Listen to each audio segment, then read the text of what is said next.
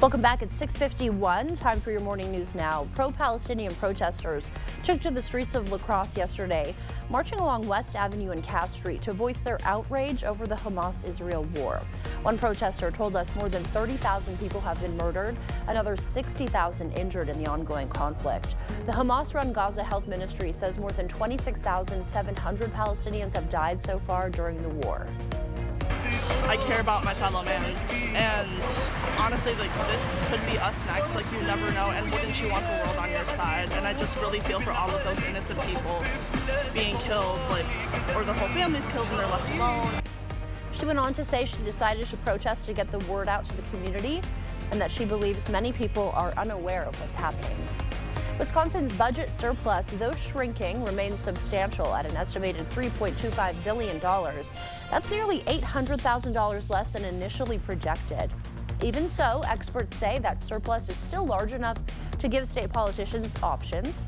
Republicans calling for more tax cuts, and Democratic Governor Tony Evers is proposing new spending on programs like child care and expanding Medicaid. Congressman Derek Van Orden opening a new office in La Crosse, according to the National Republican Congressional Committee.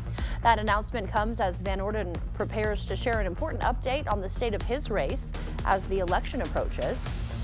He says out of all the issues he's looking to tackle, one of the biggest is ending child slavery. So the Biden administration is subsidizing child slavery in Africa because in the Democratic Republic of Congo, where they mine cobalt that's done, 30% of the artesian mines are run by children who are mining with their hands. The new NRCC battle station serving as the battlefront for Van Orden's re-election. Racers were carving up the slopes at Mount La Crosse this weekend for the 18th annual Dan Nagy Memorial Ski Race. More than 500 competitors ages 18 and under slid into town from across the country to take part in the downhill contest. The race initially started as a tribute to avid skier Nagy, who tragically died in a plane crash. This is a first-time race for our family, but a lot of families from our club in Minneapolis come here every year. We heard it was a great experience, so we came this year. Mount La Crosse officials say with the warmer temperatures, it's caused snow to be soft and wet. Crews expecting a busy week for course maintenance. International students at UW La Crosse braved the icy waters of Wisconsin winter for the first time through a ice fishing event organized by the university's police department.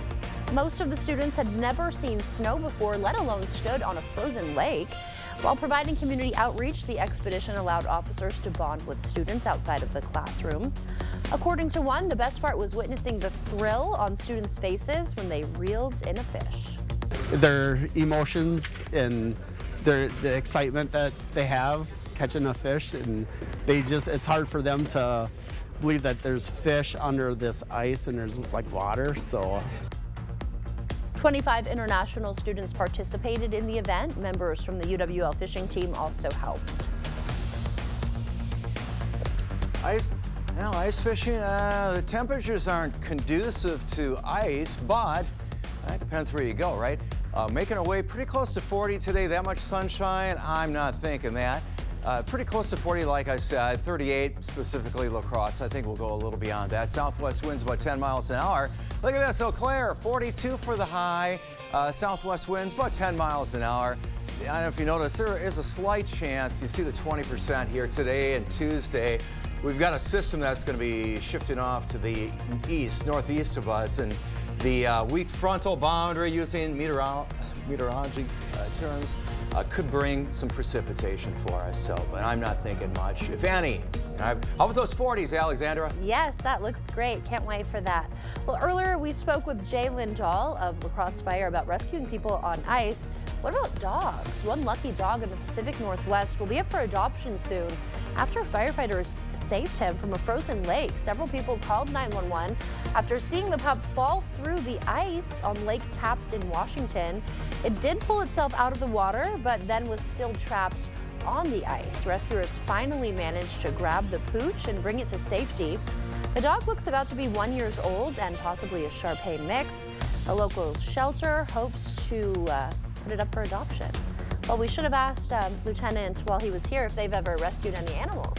Yeah, that would have been a good question. I bet they have. I'm sure. Deer go on the ice a lot. Oh, yeah. I've seen that. They don't know any better, do they? Yeah, apparently. Yes. Thanks for joining us this morning.